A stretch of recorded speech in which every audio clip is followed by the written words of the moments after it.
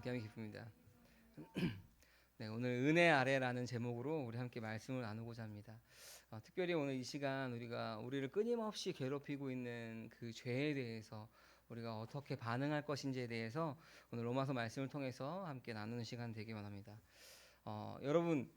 여러분을 가장 괴롭히는 연약함은 무엇인가요?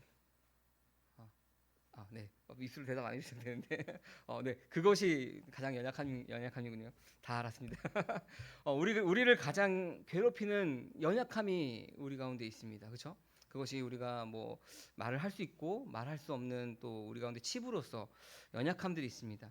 이게 그 연약함이 우리를 벗어나고 싶어도 벗어나기 힘든 부분이 바로 우리의 연약함입니다. 근데 그 연약함을 통하여서 끊임없이 우리를 죄 가운데로 유혹하는 것, 그것이 나의 연약함입니다. 우리가 그렇게 고백하죠. 나의 옛사람은 그리스도와 함께 십자가에 못 박혔습니다 라고 우리가 끊임없이 고백하지만 우리의 죄의 문제는 우리를 끝까지 지금 이 순간에도 우리를 괴롭히는 것이 바로 그 죄의 문제인 것입니다. 성경 속에서도 여러 인물들이 죄로 인해서 여러 가지 문제들을 겪은 것들을 보게 됩니다. 다윗은 무슨 죄를 졌죠? 밧세바를 범하는 죄를 지었습니다. 그리고 우리가 믿음의 조상이라고 말하는 아브라함은 자기의 아내 사례를 누이라라고 2번이나 반복해서 죄를 짓는 모습이 이 성경 속의 인물들도 그렇게 있습니다. 여러분, 우리의 연약함은 무엇입니까? 그것이 바로 죄의 세력이 우리를 공격하는 가장 약한 부분인 것입니다. 그렇다면 그 연약한 부분을 우리가 처리하지 않으면은 우리는 끊임없이 그것으로 인하여서 죄의 유혹을 받고 때로는 죄에 넘어가기도 하는 모습이 우리의 모습입니다. 오늘 로마서 6장 오늘 은혜 아래라고 하는 제목을 통해서 말씀을 나눌 때 그 죄의 문제에 대해서 우리가 해결하는 시간 되기 원합니다.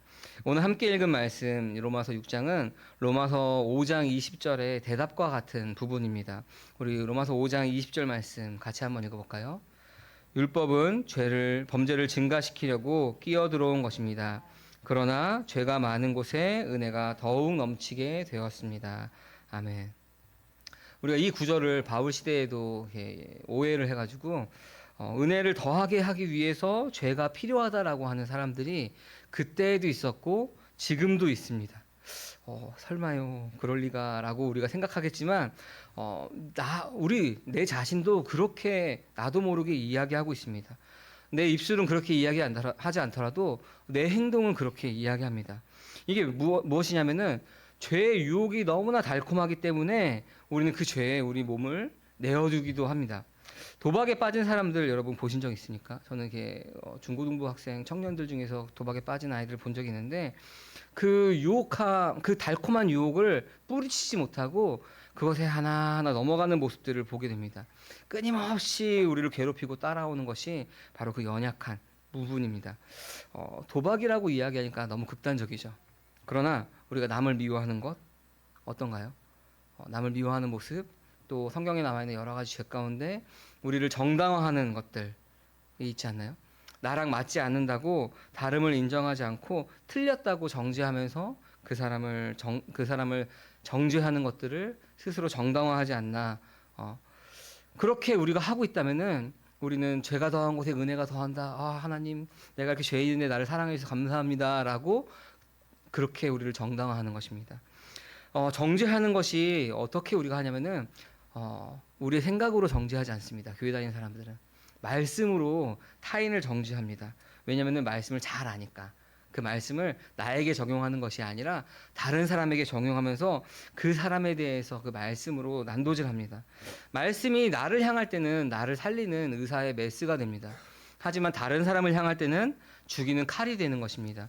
그래서 우리는 하나님께서 우리 가운데 말씀하실 때 너가 들어야 되는 말씀이야가 아니라 내가 들어야 되는 말씀으로 우리가 들어야 하는 것입니다.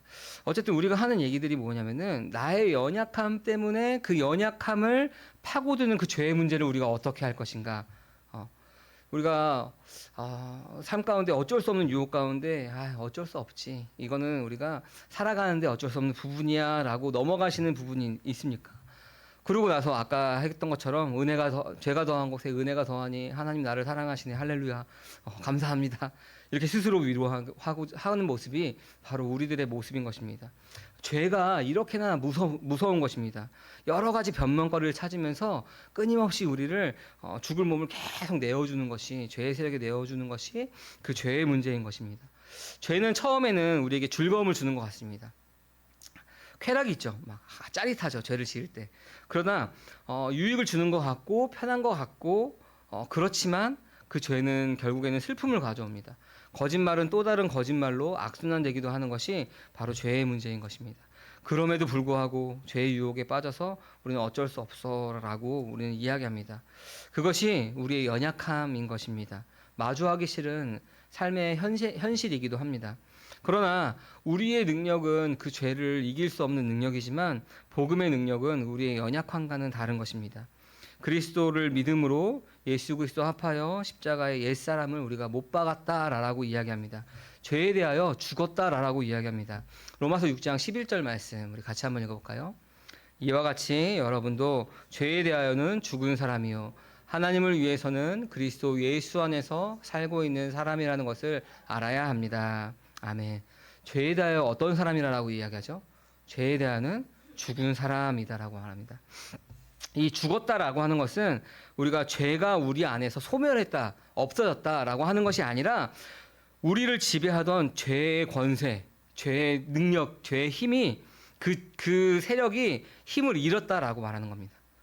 죄에 대하여 죽었다. 그 죄에 대하여 반응하는 나의 몸이 죽었다라고 말하는 것입니다. 우리가 복음을 알기 전에는 내가 주인 되었죠. 그래서 죄가 우리를 지배하는 모습이 우리의 모습이었습니다. 그때는 우리가 죄를 깨달아도 그 죄를 이길 수 있는 힘이 없었어요. 왜냐하면 내가 주인 되고 죄의 지배 아래 놓일 수밖에 없는 아담 안에 속해 있는 옛사람이었기 때문에 죄가 우리를 지배하려고 할 때 이것이 죄지라고 우리가 깨닫지만 죄를 지을 수밖에 없는 그러한 연약한 것이 바로 우리의 모습이었습니다. 죄가 주인이었기 때문에 주인의 말을 듣는 것이 당연한 모습이었습니다. 그러나 우리가 복음을 듣고 복음을 받아들임으로써 그 죄의 권세가 힘을 잃었다라고 하는 것입니다. 우리를 주장하고자 하는 그 힘을 잃은 것입니다. 그러니 우리가 죄에 굴복하지 않을 수 있는 힘이 생기는 것입니다. 그것은 어떻게 생기냐면은 선포된 복음을 받아들이느냐 받아들이지 않느냐인 것입니다. 우리가 선포된다라고 하는 말은 헬라어로 케리그마라고 이야기하는데 이 케리그마는 절대 권위를 가진 왕의 명령을 이야기합니다. 이 복음은 그래서 교리나 지식이나 체계나 교훈이 아닙니다. 복음은 하나님께서 하신 그 일들이 선포된 일인 것입니다. 복음은 우리가 한자로 복복자의 소리 음자를 쓰죠. 그래서 뭐라고 하죠? 복된 소식. 영어로는 굿뉴스, 좋은 소식을 이야기합니다. 그러니까 복음은 선포되는 좋은 소식입니다. 그래서 교회 안에서 어느 정도 체계나 교훈이 필요하지만 그것에 앞서는 것이 바로 이 복음인 것입니다. 좋은 소식, 우리가 어떻게 구원받았는지에 대한 것이 먼저인 것이지 여러 가지 체계나 교훈이 먼저 되는 것이 아닙니다. 감사하게도 우리 교회는 원래 우리 교회는 이렇게 가야 돼, 이런 것이 맞아, 이 부분에선 이렇게 해야 돼 보다 어떻게 우리가 복음을 잘 간직하고 그 복음대로 살아갈 것인가를 고민하고 그 복음을 어떻게 전할 것인가를 고민하면서 우리가 이게 원래 맞아가 아니라 그 부분 안에서 하나하나 세워나가는 것에서 너무나 감사한 마음이 있습니다. 복음의 진리 외에 다른 것들, 모든 상황들은 우리가 그것에 맞게 그냥 맞춰 나가면 되는 것입니다. 방법적인 것은 방법적인 것이지 절대적인 것이 아닙니다. 그래서 교회는 어느 정도의 교훈과 체계나 그런 방법들이 필요하지만 이것들이 시간이 지남으로써 우리 교회에도 생기겠지만 그것에 앞서서 우리는 복음의 진리가 먼저 돼야 되는 것입니다. 소식이라는 것은 우리가 어떤 일이 일어났을 때 이야기하죠. 아무것도 일어나지 않는데 소식을 전하지 않죠. 누가 결혼한대 라는 사건이 있으니까 그 사건을 이야기하는 거죠. 그 일들을. 그러니까 소식이라고 하는 것은 우리가 뭔가 일어난 것들을 전하는 것입니다. 그리고 또 어떤 일이 일어날 것에 대한 것들을 이야기하는 것이 소식입니다. 신약 시대와 신약 성경 안에서 이 복된 소식, 복음에 대해서는 조금 다르게 받아들였습니다. 그러니까 신약 시대, 우리가 초대교회 때죠. 초대교회 때 교회를 다니지 않는, 신약 성경을 읽지 않는, 그러니까 우리가 신약 성경에 말하는 성경을 읽지 않는 많은 사람들의 이야기하는 복음은 뭐냐면은 전쟁 용어로서의 복음입니다. 전쟁 용어로서의 복음이라고 말하면 어떤 것이 좋은 소식일까요? 전쟁 용어에서. 전쟁에서 이겼다. 왕이 귀환했다. 우리가 저 땅을 탈환했다. 뭐 이런 것들이 좋은 소식이겠죠. 그래서 왕의 귀환을 알리는 것이 바로 신약 시대에는 복음이었습니다. 그러나 신약 성경에서 복음은 하나님이 행하신 일들을 공포하는 것이 신약 성경에서의 복음입니다. 예, 하나님께서 행하신 일들은 무엇인가요? 그의 아들 예수 그리스도가 십자가에서 죽으시고 부활하셨다는 그 이야기입니다. 이것이 복음인 것입니다. 근데 이것이 왜 우리에게 복된 소식, 복음, 좋은 소식일까요? 예수님께서 죽으셨다가 살아나셨습니다 하는 게 우리에게 왜 복된 소식일까요? 왜냐하면 아담 안에 있었던 인간이 그 죄의 세력에서 벗어났기 때문에 그렇습니다. 복음을 받아들이는 자는 그 죄의 세력에서 벗어나는 것입니다. 그리고 그 생명 안에서 살게 되는 것입니다. 복음을 받아들이는 자는 현재의 삶이 그 이전과의 삶과는 전혀 다른 삶을 살게 되는 것입니다. 죄와 사망의 통치를 받던 자가 이제 의로 말미암아 하나님의 은혜의 통치를 받는 것입니다. 그러니 그 전과는 전혀 다른 삶을 살게 되는 것입니다. 오늘 우리가 함께 읽은 로마서 6장 말씀은 죄의 세력에서 자유케 된 그리스도인들이 새로운 삶을 어떻게 살 것인지에 대한 이야기들을 하는 것입니다. 오늘 우리처럼 바울의 대적자들도 죄가 더한 곳에 은혜가 더욱 넘쳤다는 말을 곡해하며 오해하는 말들을 했습니다. 근데 중요한 것은 무엇이냐면은 누구든지 죄의 세력에 사로잡힌 자들은 그 누구라도 그 죄를, 그 범죄함을 그칠 수가 없다라고 하는 것입니다. 우리 로마서 6장 1절 말씀 같이 한번 읽어볼까요? 그러면 우리가 무엇이라고 말을 해야 하겠습니까? 은혜를 더하게 하려고 여전히 죄 가운데 머물러 있어야 하겠습니까? 아멘. 사람은 누구든지 죄의 세력의 통치를 받든지 아니면 은혜의 통치를 받든지 둘 중에 하나에 속합니다.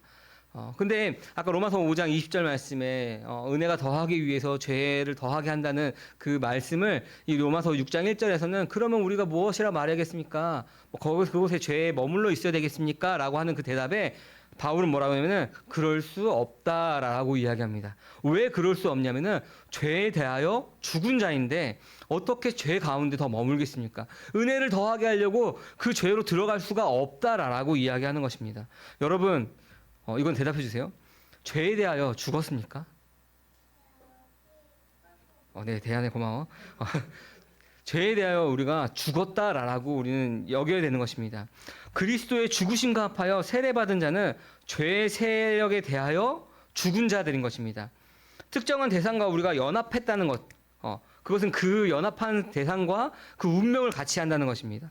그러니까 우리가 그리스도와 연합하여 세례를 받았다라고 말한 것은 그리스도께서 죽으심으로 죄의 세력이 멸하여졌는데 그리스도의 죽음과 연합하여서 그 운명에 참여하는 자는 그 죄에 대하여 죽었다라고 그 운명과 함께 한다라는 것. 그게 연합의 신비인 것입니다. 우리가 다시 말씀드리면은 죄의 세력에서 우리는 벗어났으며 그와 연합함으로 말미암아 죄의 세력에 벗어났으며 죄의 세력과 무관한 자가 되었다라고 말한 것입니다. 무관한 자를 넘어서 우리가 새 생명 가운데 살아가는 자가 되었다라고 로마서에서 이야기하고 있는 것입니다. 우리 6장 4절 말씀 같이 한번 읽어볼까요? 그러므로 우리는 세례를 통하여 그의 죽으심과 연합함으로써 그와 함께 묻혔던 것입니다. 그것은 그리스도께서 아버지의 영광으로 말미암아 죽은 사람들 가운데서 살아나신 것과 같이 우리도 또한 새 생명 안에서 살아가기 위함입니다. 아멘. 그의 죽으심과 합하여 세례를 받은 저와 여러분들 이제 죄의 세력이 아닌 생명 가운데 사는 것입니다. 그것을 믿으십니까? 5절 말씀에 보면은 연합한 자가 되었으면이라고 말합니다. 이것은 헬라어로 완료 시제라고 말하는데 완료된 것을 이야기하는 거예요. 헬라어 완료 시제는 완료된 것이 사건이 발생한 것이 계속 지속되고 있는 것을 이야기합니다. 그러니까 뭐냐면은 그리스도와 연합한 상태로 계속 지속되는 것을 이야기하는 거예요. 믿는 자는 그리스도의 죽음과 연합한 상태로 계속 있다라고 이야기하는 것입니다. 그리스도와 함께 십자가에 못 박혔고 십자가에 못 박힌 상태로 있는 것입니다. 그래서 사도 바울은 뭐라고 얘기하면 나는 날마다 죽노라라고 말하는 것입니다. 이렇게 그리스도와 함께 십자가에 못 박힌 상태로 살면은 그 부활과 같은 모양으로 연합한 자가 될 것이다라고 이야기하고 있습니다. 우리 5절과 8절 말씀 같이 한번 읽어볼까요? 우리가 그의 죽으심과 같은 죽음을 죽어서 그와 연합한 사람이 되었으면 우리는 부활에 있어서도 또한 그와 연합하는 사람이 될 것입니다. 우리가 그리스도와 함께 죽었으면 그와 함께 우리도 또한 살아날 것임을 믿습니다. 아멘. 이것이 부활의 생명의 능력입니다. 이미 우리 안에 역사하는 능력인 것입니다. 우리가 새 생명으로 살아갈 수 있다라고 하는 것입니다. 이 새 생명의 삶은 이 새 생명의 삶이 부활의 능력이 우리가 실제화돼서 우리가 삶 가운데 사는 것입니다. 이것을 우리가 잘 기억하시길 바랍니다. 그러니까 여러분 이제 우리가 죄와 상관없는 자가 되는 것입니다. 그런데 여러분 죄에 상관없는 자가 되었는데 우리의 연약한 부분을 계속 죄의 세력이 유혹할 때 어떻게 우리는 무기력하게 우리 다시 넘어갈 것입니까? 우리 6절 말씀 같이 한번 읽어볼까요? 우리의 옛사람이 그리스도와 함께 십자가에 달려 죽은 것은 죄의 몸을 멸하여서 우리가 다시는 죄의 노예가 되지 않게 하려는 것임을 우리는 압니다. 아멘. 이 6절 말씀은 그리스도와 연합하였을 때의 일들을 구체적으로 이야기하고 있습니다. 아까 신약 시대에서의 복음은 뭐라 그랬죠? 전쟁 용어, 왕의 귀환, 전쟁에서 왕이 승리했다는 소식을 알리는 것입니다. 그러나 신약 성경에서의 복음은 뭐라 그랬죠? 하나님의 행하신 일들을 공포하는 거라고 얘기했습니다. 이 하나님의 행하신 일들 뭐였죠? 그의 아들 예수 그리스도가 십자가에서 죽으시고 부활하셨다는 것입니다. 그 일을 우리가 받아들일 때 우리의 옛사람이 십자가에 함께 예수 그리스도와 함께 못 박힌 것이다라는 것입니다. 그리고 그것은 죄의 몸이 죽어서 다시는 우리가 죄에게 종로로 사지 않게 하기 위한 것입니다. 이 죄의 세력은 아담 안에 있는 옛사람을 지배하는 것입니다. 이 옛사람의 주인격인 죄의 세력이 시키는 대로 하는 것이 옛사람에 속한 아담 안에 속해 있는 사람들의 모습입니다. 죄를 깨달을지라도 그 죄에서 벗어날 수가 없는 무기력한 모습의 이 아담 안에 있는 옛사람인 것입니다. 온갖 죄를 다 짓게 됩니다. 수근수근거리고 남을 미워하고 범죄하고 하나님을 대적하고 이런 모든 죄들을 이것이 죄인 것을 알면서도 그 죄의 주인이 시키는 대로 무력하게 넘어가는 것이 옛사람에 속해 있는 것입니다. 그런데 여러분 복음이라고 말하는 무슨 일이 벌어졌죠? 우리 옛사람이 그리스도와 함께 십자가에 못 박혔습니다. 그로 인하여서 죄의 몸이 어떻게 되었죠? 죽었습니다. 무기력하게 되었습니다. 이 무기력하게 되었다는 것은 쓸모없게 되었다라고 말하는 것. 불구가 되었다라고 하는 것입니다. 죄의 몸이 무력하게 됨으로써 우리는 더 이상 죄의 세력의 지배를 받지 않게 되었다는 것입니다. 그래서 마태복음에서도 보면은 우리의 눈이 죄를 지으면 어떻게 하라 그러죠? 눈을 뽑아버리고 뭐 잘라버리고 막 이런 실제로 눈을 뽑고 자르고 해야 되는 겁니까? 아니죠. 이 눈을 뽑아버리는 것은 그것이 내가 죄를 짓는 눈이 무기력하게 되었다, 장애가 되었다. 반응할 수 없는 몸이 되었다. 나의 손이, 나의 발이, 나의 생각이 그 죄에 반응하는 것들이 죽었다, 무기력하게 됐다, 장애가 되었다라고 이야기하는 것입니다. 그리스도께서 죄에 대해서 죽으신 것은 단번에 그리스도가 죄인들과 같이 단번에 죽으신 것입니다. 로마서 8장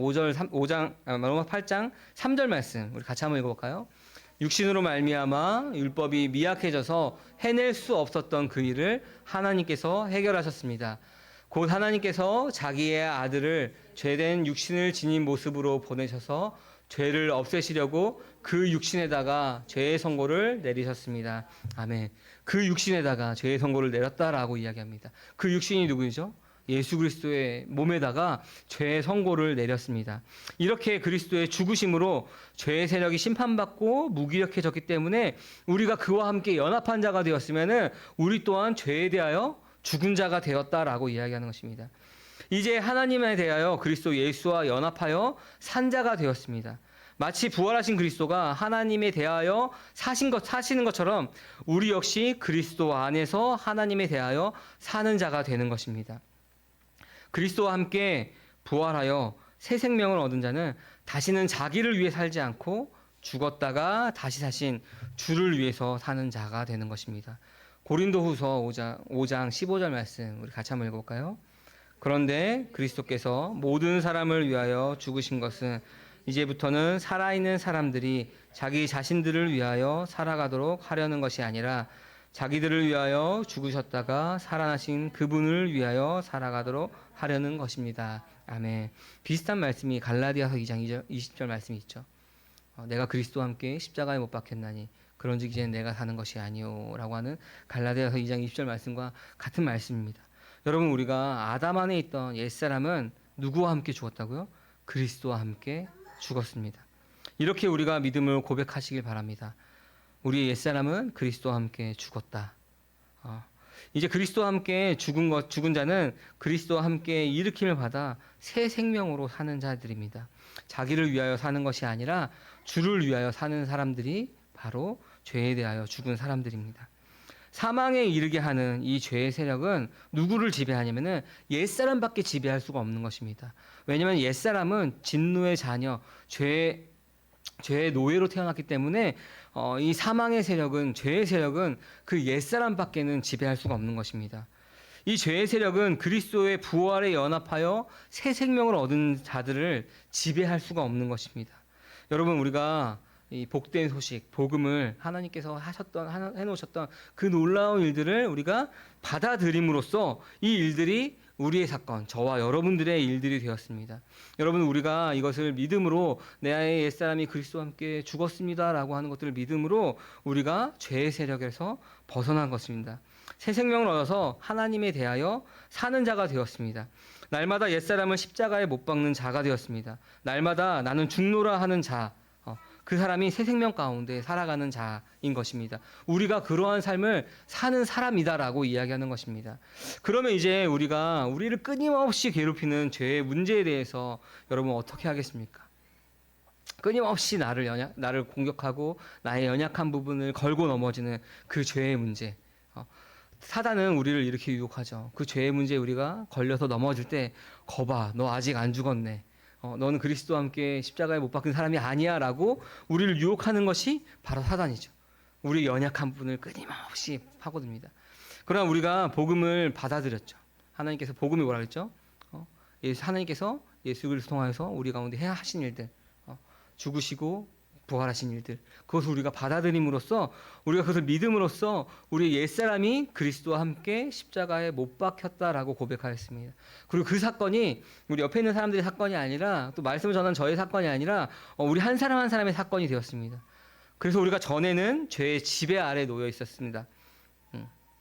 그러나 그 사건이 우리의 사건이 됨으로써 이제 죄가 우리를 부를 때, 우리를 유혹할 때, 우리의 연약한 부분을 건들 때에 우리는 그것을 거부할 수 있는 힘이 우리 가운데 생긴 것입니다. 죄를 짓는 것이 자연스러운 것이 아니라 죄를 거부할 수 있는 힘이 우리 가운데 있는 것입니다. 더 이상 죄가 우리를 지배할 수 없는 것입니다. 우리는 죄를 이길 수가 있는 것입니다. 내가 아니라 그리스도께서 이기셨기 때문에 그렇습니다. 그렇기 때문에 여러분, 우리가 혹시나 죄가 우리의 연약한 부분을 긁어서 넘어졌을 때 그것을 포기하지 마시길 바랍니다. 왜냐하면 우리가 연약하기 때문에 넘어갈 수도 있습니다. 그러나 우리가 사도 바울을 공격하는 그 사람들처럼 죄가 더한 것에 은혜가 더하니까 오늘 나의 넘어짐은 괜찮아가 아니라, 우리 넘어짐을 안타까워하면서 내가 이렇게 연약한 사람이다라고 우리가 고백하며 그리스도 하나님께서 우리를 긍휼하게 여기심을 우리가 더 구해야 하는 것입니다. 그렇게 어리석음을 반복하지 마시기 바랍니다. 우리가 죄를 이길 수 있는 것입니다. 그 죄를 이길 수 있는 힘이 우리 안에 있습니다. 내 안에 그리스도께서 살아계시기 때문에 그렇습니다. 우리 14절 말씀 같이 한번 읽어볼까요? 여러분은 율법 아래 있지 않고 은혜 아래 있으므로 죄가 여러분을 다스릴 수 없을 것입니다.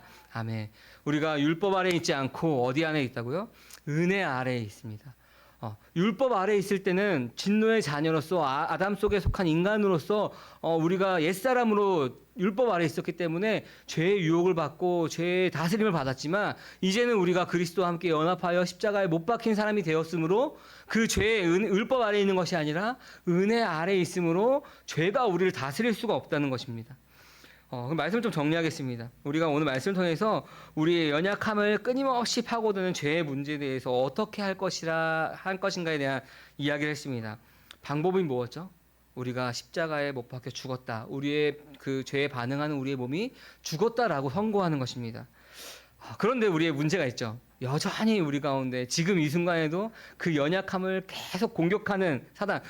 왜 말씀에서는 우리 더 이상 죄의 지배 아래 없다라고 했는데 왜 이것은 우리를 계속 유혹하지? 왜냐하면은 이미 임하였지만 아직 임하지 않은 하나님 나라 가운데 우리가 살고 있기 때문에 그렇습니다. 예수 그리스도의 십자가 지심으로 하나님 나라가 이미 이 땅 가운데 임하였습니다. 그래서 우리가 하나님 나라를 살아가고 있죠. 하지만 예수님이 재림하실 때 그 나라가 완성이 되는 것입니다. 그 이미와 아직 가운데 살아가고 있기 때문에 그 죄의 세력은 여전히 끊임없이 우리를 유혹하고 넘어뜨리고 우리를 그 복음의 생명의 능력 가운데 살아가지 못하도록 우리를 방해하는 것이 그 죄의 문제, 죄의 세력인 것입니다. 그래서 우리는 여러 가지 방법들을 쓰죠. 죄를 무시하기도 합니다. 그리고 우리가 꼭 누르기도 하고 가면을 열심히 쓰기도 합니다. 그러면 죄가 없어진 것처럼 느껴지기도 합니다. 그러나 그것은 없어진 것이 아니라 그냥 죄를 외면하는 것입니다. 살다 보면은 나의 연약한 부분이기 때문에 꼭 한 번은 그것을 마주하게 됩니다. 어쩌면 한 번이 아니라 은혜 아래에 있다면은 그 문제가 해결될 때까지, 그 문제를 우리가 하나님 앞에 내어드릴 때까지 끝까지 우리를 괴롭히고 쫓아다니는 것이 우리의 연약한 부분인 것입니다. 여러분, 그 죄에 반응하던 그 연약했던 우리는 아담 안에 속해 있던 우리 옛사람은 그리스도와 연합하여 죽었습니다. 복음을 받아들여 그 사건이 나의 사건이 되었다고 이야기했습니다. 그렇기 때문에 우리가 그것을 외면하는 것이 아니라 죄의 문제를 외면하는 것이 아니라 우리가 죄의 문제를 직면하시길 바랍니다.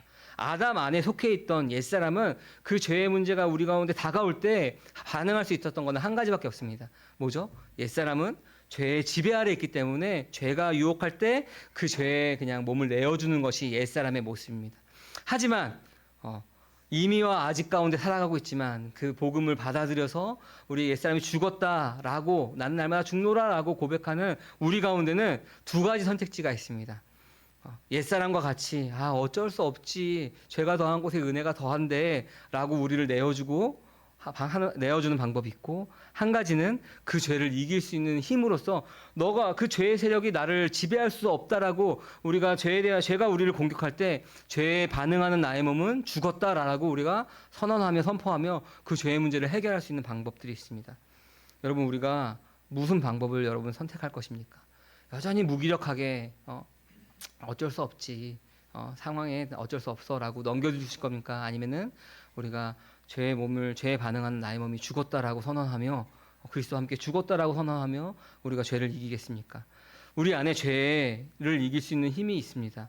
율법 아래에 있는 것이 아니라 은혜 아래에 있기 때문에 우리는 죄를 이길 수 있습니다. 우리는 죄를 다스릴 수가 있는 것입니다. 죄가 우리를 유혹할 때 우리가 율법 안에서 죄에 다스림 받는 것이 아니라 은혜 아래서 죄를 거부할 수가 있는 것입니다.